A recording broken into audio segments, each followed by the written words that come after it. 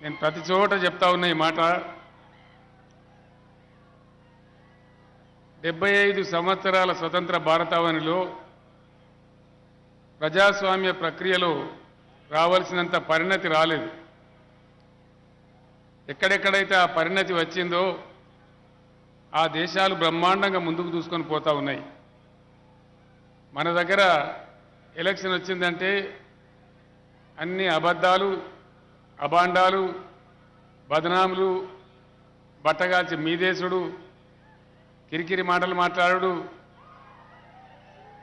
పెద్ద గడబళ్ళు, లుల్లులు, కొట్టాడుకునుడు, సంపుకునుడు, ఇవన్నీ కూడా మనం చూస్తాం. కత్తులు పట్టి పొడుచుడు, ఇవన్నీ కూడా మన కళ్ళారా చూస్తూ ఉన్నాం. అమెరికా లాంటి దేశంలో అయితే ఇట్లా సభలు కూడా జరిగాయి. టీవీలనే మాట్లాడతారు, పార్టీ పాలసీ చెప్తారు, దాని మీదనే ప్రజలు ఓట్లు వేస్తారు. ఆ పరిణతి కొంచెం కొంచెం వస్తున్నప్పటికీ ఇంకా రావాల్సిన అవసరం ఉంది.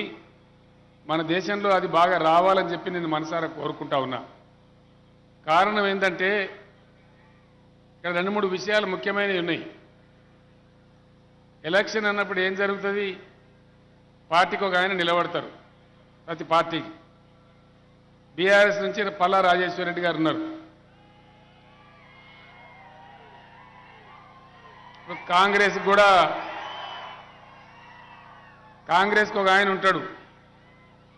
అట్లనే బీజేపీ కూడా ఒక ఆయన ఉంటాడు. ఉంటే ఎవరైనా ఇంకా ఒకరిద్దరు ఇండిపెండెంట్లు కూడా ఉండవచ్చు. ఎట్లయినా 30 తారీఖు నాడు ఓట్లు పడతాయి. 3 తారీఖు నాడు లెక్క పెడతారు, ఆడికి దుకాణం అయిపోతుంది.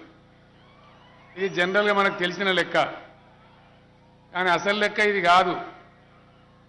ఎన్నిక వస్తే ఏం జరగాలంటే నిలబడ్డ అభ్యర్థి యొక్క గుణము గణము తప్పకుండా చూడాల్సిందే.